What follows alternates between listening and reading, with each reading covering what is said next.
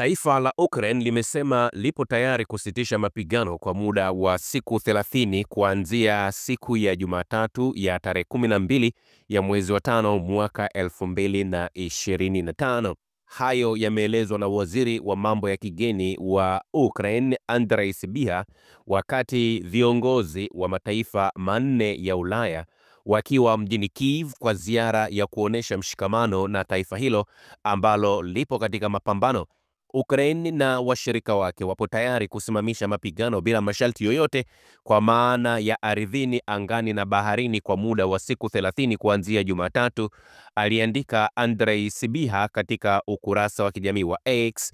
Akasema iwapo Urusi itakubali na usimamizi kamili wa makubaliano hayo, utahakikishwa usitishaji mapigano na njia za kuimarisha imani ya kila upande, na vitafungua njia ya kuanza mashauriano ya uhakika ya amani, ameongeza mwanadiplomasia huyo. Ujumbe wa Sybiha ameutoa wakati viongozi wa mataifa manne ya Uingereza, Ufaransa, Ujerumani na Poland wakikutana na rais wa Ukraine Bwana Volodymyr Zelensky mjini Kyiv kuongeza uzito wa shinikizo la Urusi kukubali usitishaji wa mapigano.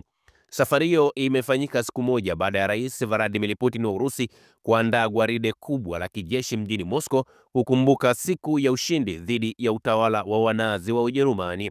Siku hiyo ilikwenda sambamba na maadhimisho ya miaka 80 tangu kumalizika kwa vita kuu ya pili ya dunia.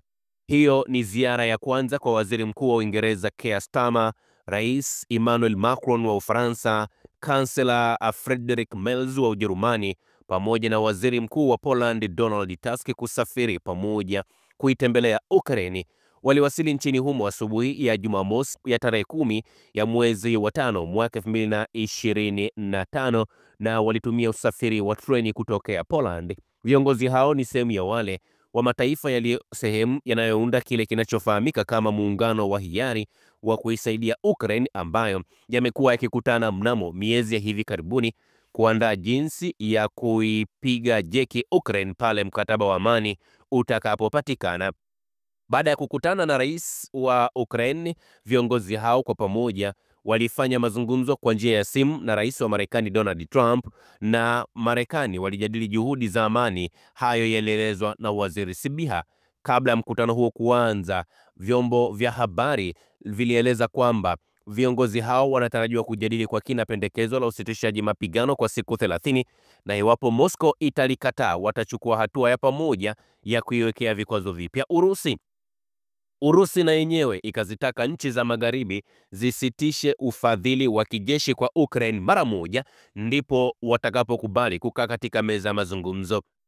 Ziara hiyo imefanyika chini ya kiwingu cha juhudi ambazo zinasuasua za kumaliza vita vya zaidi ya miaka mitatu kati ya Urusi pamoja na Ukraini, ambapo rais wa Marekani Bwana Donald Trump anajaribu kutafuta namna gani ambavyo inaweza ikapatikana suluhu ya mazungumzo ya haraka kati ya Urusi pamoja na Ukraini, na alianza hivyo tangu alipoingia madarakani mwaka 2025 mwezi Januari.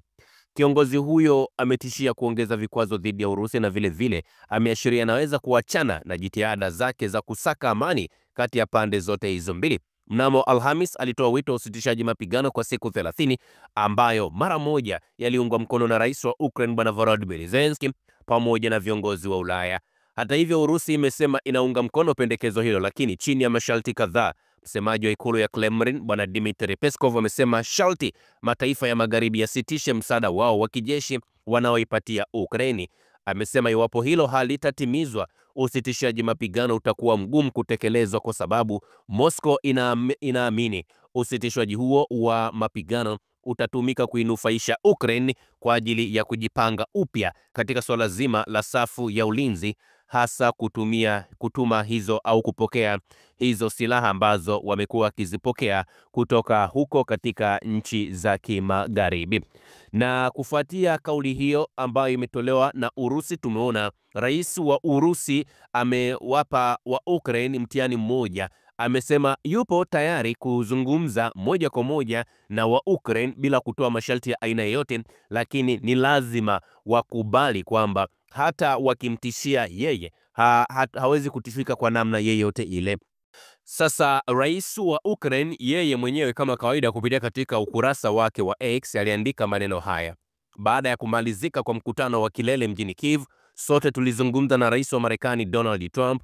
Yalikuwa ni mazungumzo mazuri, chanya na thabiti. Ninamshukuru Rais Trump, Zelensky aliandika kwenye ukurasa wa X kufuatia mkutano huo. Akasema tunashiriki maoni ya pamoja. Usitishaji wa mapigano wa mara moja kamili na usio na masharti unahitajika kwa angalau siku 30, ambapo Zelensky amesema Kiev iko tayari kuanza mazungumzo na Urusi katika muundo wowote mara tu usitishwaji utakapokuwa umekamilika. Anaandika hivyo rais wa Ukraine Bwana Volodymyr Zelensky, akionya kwamba ikiwa Moscow itakataa makubaliano hayo, vikwazo vikali zaidi vinapaswa kuwekwa kwa sekta ya nishati pamoja na benki za Urusi, na maandalizi tayari yanaendelea ya kuweka kifurushi cha 17 cha vikwazo vya Umoja wa Ulaya ambavyo vitaratibiwa na hatua kutoka Uingereza, Norway, Marekani. Aliandika hivyo rais wa Ukraine Bwana Volodymyr Zelensky. Anasema Kiev imetaka kusitishwa kwa mapigano mara moja kwa siku 30 mara kadhaa katika kipindi cha miezi michache iliyopita, lakini Moscow imekuwa ikipinga mpango huo, ikisema kwamba Ukraine ingeutumia muda huo kupanga upya wanajeshi wake na kuhifadhi tena orodha ya silaha. Katika mahojiano na vyombo vya habari, msemaji wa Kremlin Dmitry Peskov alisema Ukraine itaendeleza uhamasishaji wao kamili na kuwaleta wanajeshi wapya katika mstari wa mbele. Watatumia kipindi hiki kutoa mafunzo kwa wanajeshi wapya na kuwapa mapumziko wale waliopo. Kwa hivyo ni kwa nini waipe faida hiyo Ukraine? Akiongeza kwamba shehena ya silaha kutoka nchi za magharibi pia inahitaji kusitishwa wakati wowote wa usitishaji wa mapigano, vinginevyo itakuwa ni faida kwa Ukraine. Moscow imesema mara kwa mara kwamba yenyewe iko tayari kuanza mazungumzo na Ukraine, lakini ni lazima watimize yale masharti ambayo wameyatoa wao wa Rusi na si jambo jingine. Na tunahitimisha baada ya mizunguko, baada ya Wafaransa, Waingereza, Wajerumani, wa Poland kuzunguka sana na kumwambia rais wa Ukraine kwamba asikubali kukaa kwenye meza mazungumzo na rais wa Urusi Bwana Vladimir Putin, hatimaye wao wenyewe wameukubali mziki wa Bwana Vladimir Putin, na sasa wamekutana naye wakamwambia akubali wasitishe mapigano, akubali wakae kwenye meza ya mazungumzo. Kwa sababu mtakumbuka hizo nchi za Poland, Ufaransa, Uingereza pamoja na Ujerumani, wao ndio walimwambia rais wa Ukraine Bwana Volodymyr Zelensky kwamba kamwe usije kukubali kukaa kwenye meza ya mazungumzo na rais wa Urusi Bwana Vladimir Putin, kwa sababu utakuwa unazidhalilisha zile nchi ambazo zinakupea support, kwa maana ya mataifa kama ya Marekani, mataifa kama Ufaransa, Uingereza, Ujerumani, Poland pamoja na maeneo mengine kama Italy na kwingine. Sasa wao wenyewe wamerudi, wamesema wako tayari wairuhusu Ukraine kae katika meza ya mazungumzo. Tulisema awali kwamba Urusi ni taifa kubwa sana, ni taifa ambalo linaweza likasimama lenyewe pasipo kutegemea taifa jingine lolote lile. Usisahau kusubscribe, like na kubonyeza alama ya kengele. Asante.